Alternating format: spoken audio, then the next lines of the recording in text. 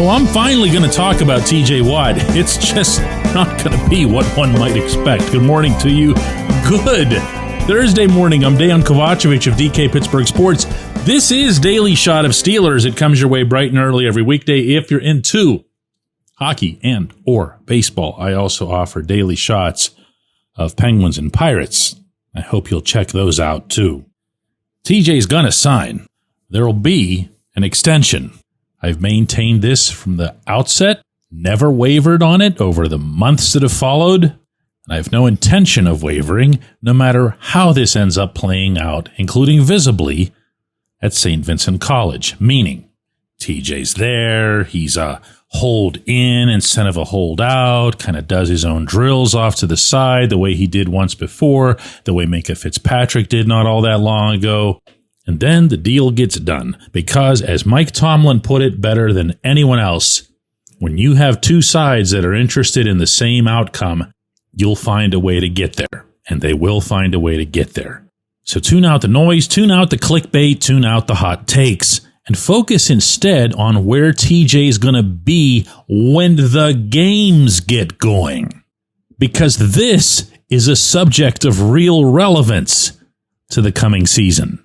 And I'll start here. Yes, of course, he's still elite at age 30. His past two seasons have seen 30.5 sacks, 63 quarterback hits, and 10 forced fumbles. That number alone is just mind-blowing. So let's not waste each other's time here on whether or not he's going to be worth what the Steelers can comfortably handle in their salary cap for however long that extension runs. When you have a TJ, you don't let go of the TJ. However, it's also worth underscoring here that as the Steelers fell apart down the final stretch, TJ's game fell off as well. Was it because the offense couldn't stay on the field? Was it the caliber of the opponents? Was it those 3 games in 11 days? Maybe it was all of that. Maybe it was none of that. But the bottom line is that over TJ's final 4 games, including the playoff loss in Baltimore, he had 7 total tackles. None of those were sacks. And yeah, I was there. I know there were other factors in addition to that. He did get hurt in Philadelphia, and it looked in the moment like it was bad. It was impressive that he was able to bounce right back. He did get chipped, though not all the way double-teamed, far more often in those final 4 games. And he did, don't forget this part, get grossly misused in that playoff game by being told to go crashing down on Derrick Henry, even when Henry didn't have the ball. If you ever want to do a gimmick defense, don't involve your best player in it. But all of that aside, regardless of how that season finished, regardless of how much he ends up getting paid, the Steelers, as a whole, need TJ to be at or close to his peak. So there should be lessons that get learned from those final few games. And among those lessons, possibly, is moving him about the defensive front.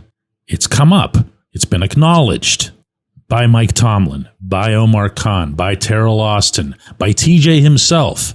It's on the table. It's actually happened on rare occasions, so it wouldn't be completely new.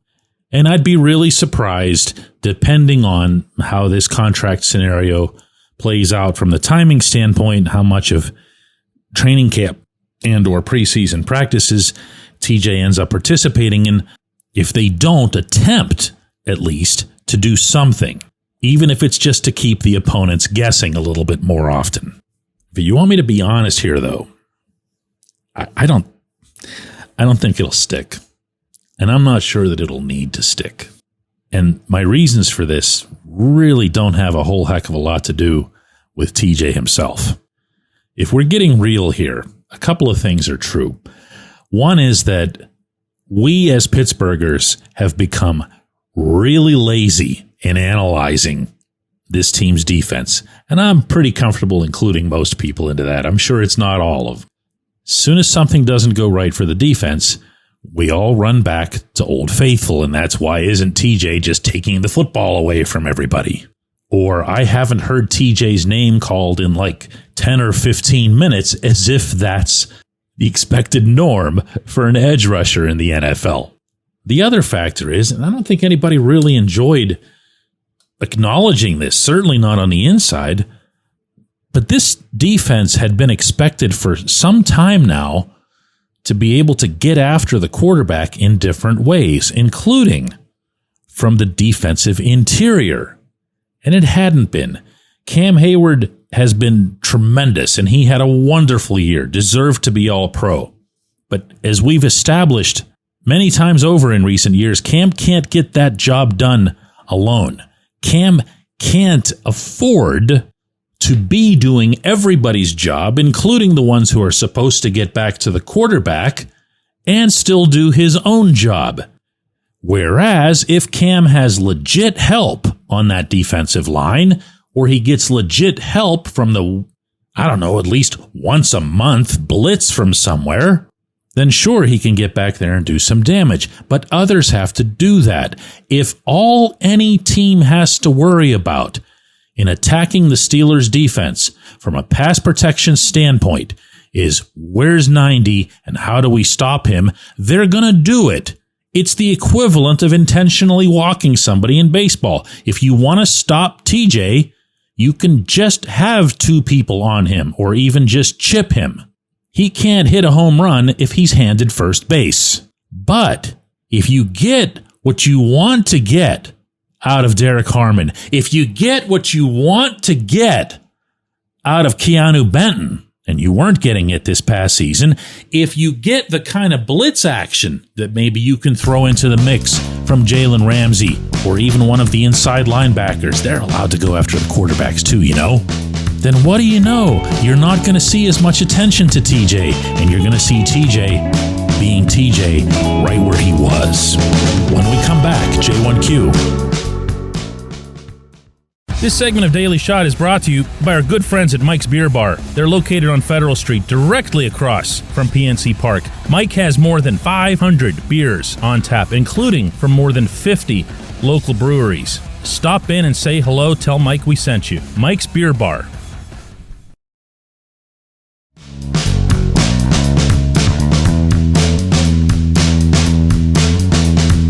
Today's J1Q comes from Paul, who says DK will Corliss Waitman push Cameron Johnston for the starting punter's job.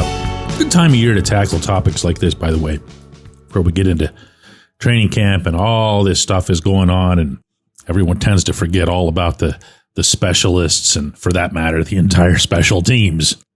Johnston, for anybody who doesn't know, before he was hurt last year, signed a 3-year, $9 million contract. It's the fourth most in the National Football League for his position. So that's no joke. After several years of trying to get something out of Presley Harvin, somewhere between Mike Tomlin, Omar Khan, and Danny Smith, it was determined, let's just get serious here. Let's just go and get one of the best punters around. And that's what Johnston has been. The Steelers internally refer to him as having a special leg.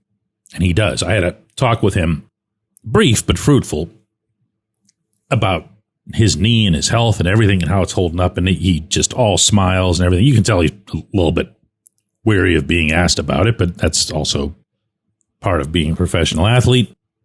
He was a full go at the minicamp. He is expected to be a full go at the real training camp. And I had a brief talk with Waitman as well, who, it really can't be stressed enough, was outstanding.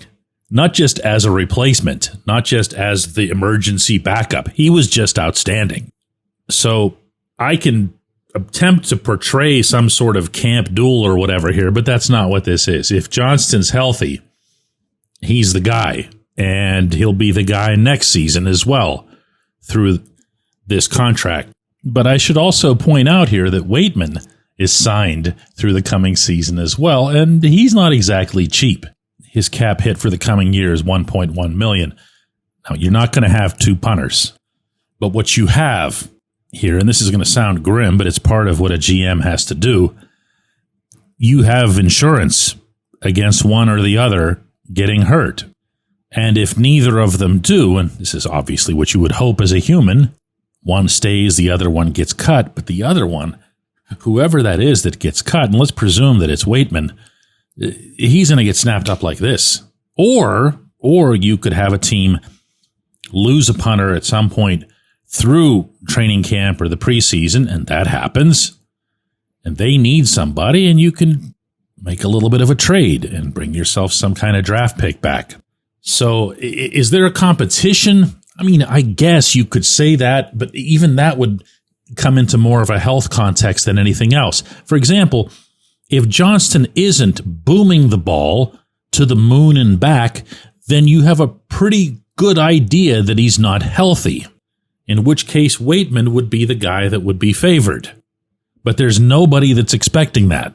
So in all likelihood, and this is the way life is with a lot of these specialists in a lot of these camps, they're in there, they're happy for the opportunity to be punting or kicking in any capacity where there are video cameras and eyeballs on them so that they can get work somewhere around the National Football League. Both of these guys will be getting that kind of work this fall. I appreciate the question. I appreciate everybody listening to Daily Shot of Steelers. Remember, we've got a double shot coming up today at 4 p.m. Eastern on our YouTube channel and, of course, on our app and website, DK Pittsburgh Sports. Hope to see you then.